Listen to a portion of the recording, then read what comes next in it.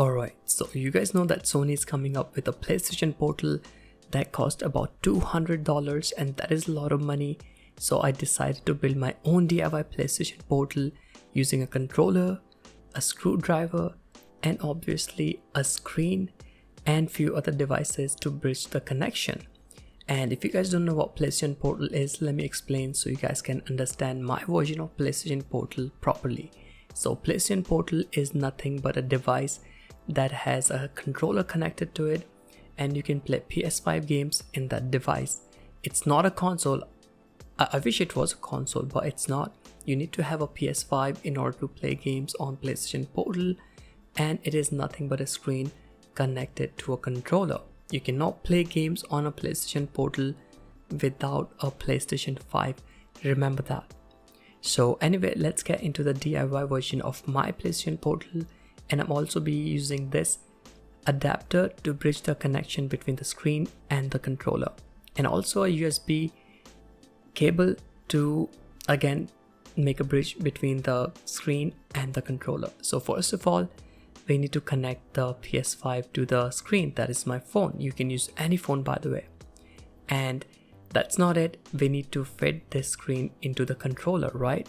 So for that, I have this really cool device, or you can say an accessory for the controller that cost about $5 again, and it is completely insane. It can just clamp on top of your controller, and this is for the PS5 only. You cannot use this on a PS4 controller, by the way. And once it's connected, it has a really cool sound, by the way, when you adjust it. Let me just show you. I think I should start making some ASMR videos, as if I'm not doing already with my voice.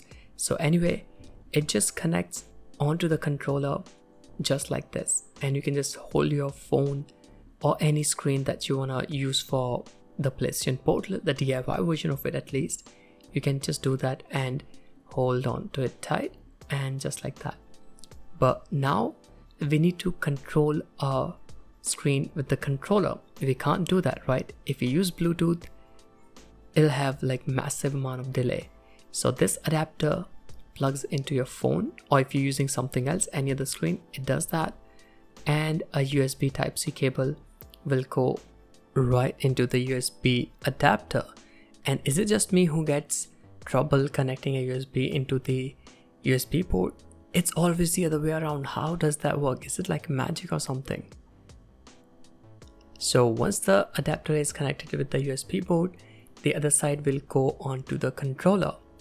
And now once we have that, we will have flawless connection. If you're using this, you'll have flawless connection between your controller and the screen that is onto your phone. And by the way, I'm using a remote play to do that, so just know that. And as you can see, the controller is connected wired with the phone I'm using, and I'm using like 4-year-old phone, and that still works.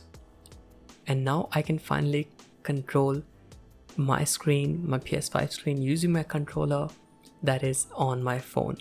And there we go. We have our own PlayStation Portal, or I can say my own DIY PlayStation Portal that works without the delay. It works flawlessly. There's no delay whatsoever. And let me know in the comment down below if you guys think that $200 is worth for the PlayStation Portal. And here are a few things that PlayStation Portal have that you cannot get with this DIY version, is that the adaptive triggers and all the other stuff. And now you can see it is working flawlessly, and now I have my own PlayStation Portal that I can use with my controller. And now let me tell you what this can do. So this can run any PS5 games on 60 Hz, just like PlayStation Portal, and the screen I'm using is actually OLED.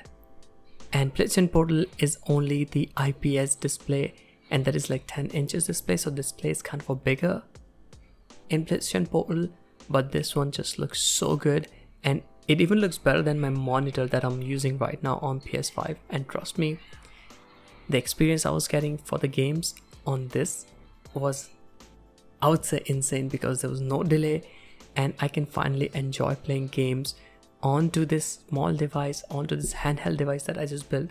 Again, PlayStation Portal is not a console, it is an accessory for the PS5. So I hope you guys like this. You can also do this if you want to buy the same accessories that I'm using. Links are gonna be in the description. And let me just show you quickly how quick it is. Like, no delay whatsoever. As soon as I'm clicking, it is working, and it is as same as I'm using my PS5. So yeah, here it is, my own DIY PlayStation Portal that costed me about like $5. And if you don't have a USB cable, that you probably have, because that comes with a PS5, but if you don't have it, it'll be around like extra $5, but that is okay. But most of the things that I'm using for this DIY PlayStation Portal are gonna come up with your phone for completely free. So I hope you guys enjoyed this video.